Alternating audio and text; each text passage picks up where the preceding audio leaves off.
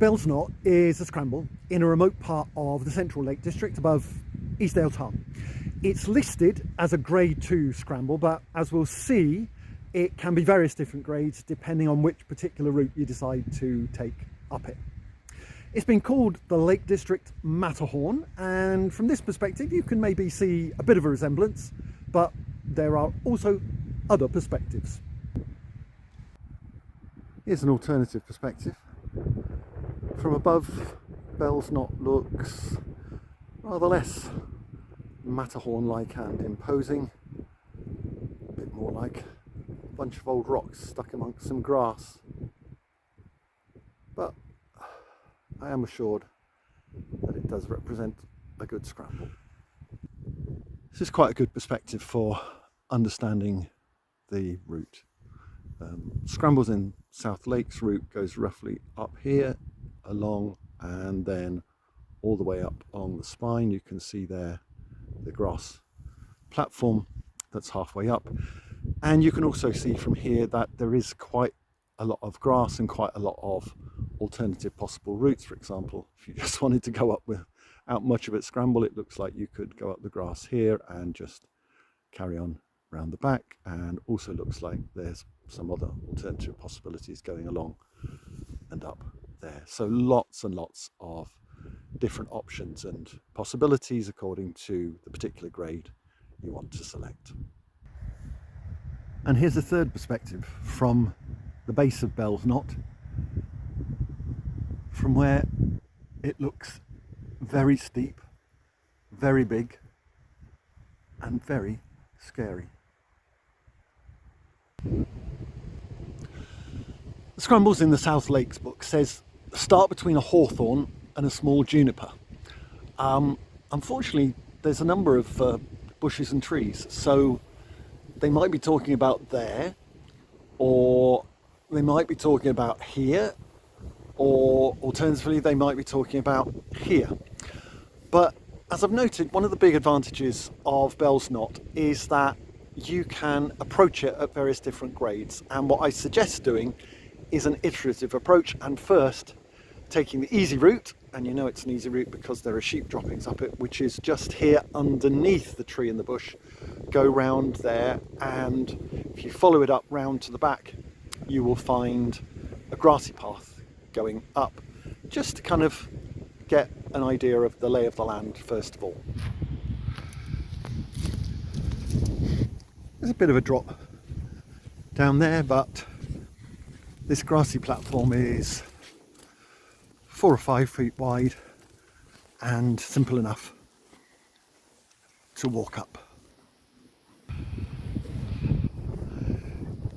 Keep going around, and when you get to the back of Belles Knott, you'll see that there's more grass going up, and you can just follow the route up here very, very easily. Not really even a scramble. Keep going up the grassy slope.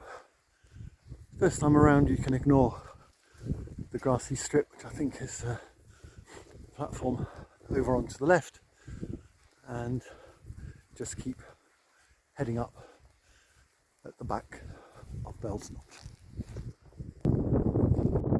So I'm now at the top for the first time.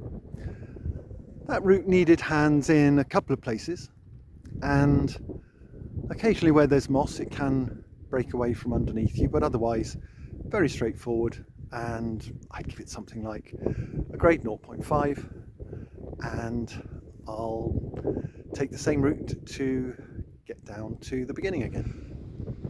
Take 2.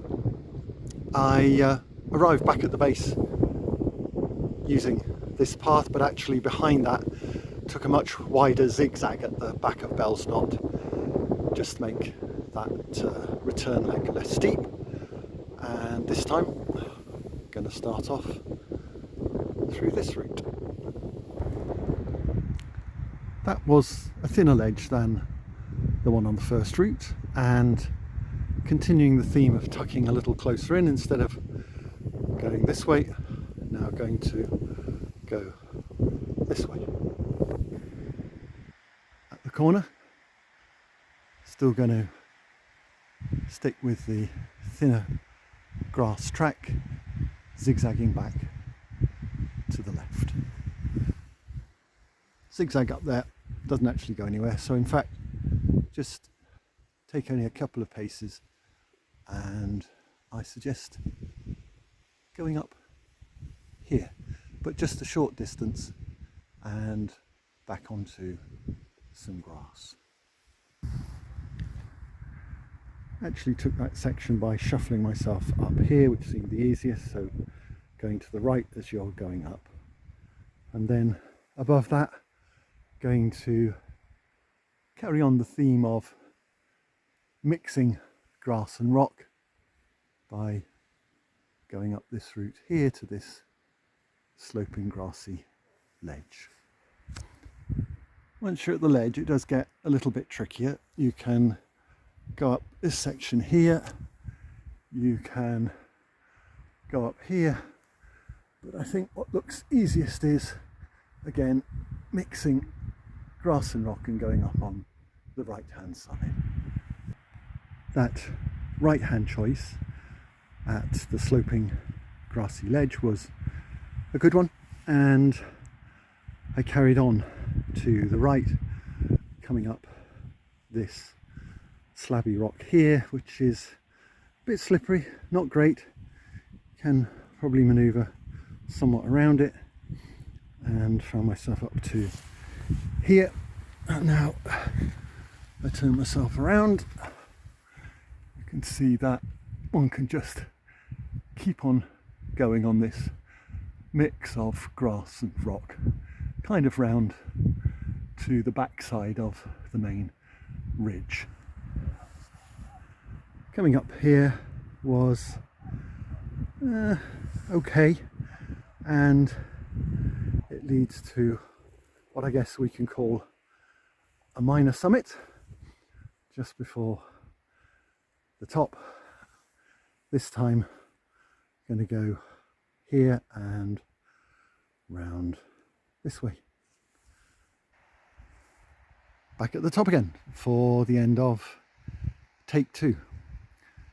The presence of the grass wasn't always a boon, because it did break away in places on moderately steep slopes, and the rock is not overly blessed with lovely jug type handholds and footholds, and it is mossy in places, and so it's a little bit slippery even on a relatively dry day like today. I'm going to rate that a grade 1.5 climb, and I'm about getting to the limits of my grade 1 scrambler status. So take 1 started around there, take 2 started up here, and now take 3 starts here, either going to go over that notch or round this rock like that. Coming up that notch leads to what I described before as the blind alley zigzag, and where previously I went up there, this time I'm going to have a go at this rock. Not sure what I'm going to get here, either go that way or go around that way back to take 2 route, probably the latter. Coming straight up leads to the rather unpleasant sloping grassy ledge. Before I went to the right this time, I'm going to stick close to the centre and go up either this way or that way.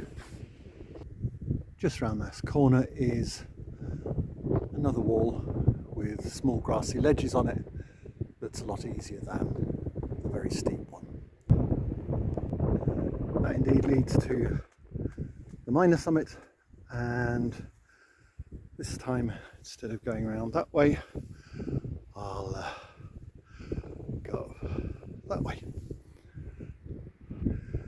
Take 3 was a grade 2 scramble up the rocks, but it was actually more enjoyable and less scary than take two, because, and something I really should have known, climbing up rock is easier than climbing up grass when you're on a very steep slope. And in particular, the rock, compared to take two, had less moss, more handholds, more footholds. So by far the nicest route to come up. I think that going this way, which was take three, is probably the closest to the route shown and intended in the Scrambles in the South Lakes book, but I'm going to have one last go at take four, which is going up this route here.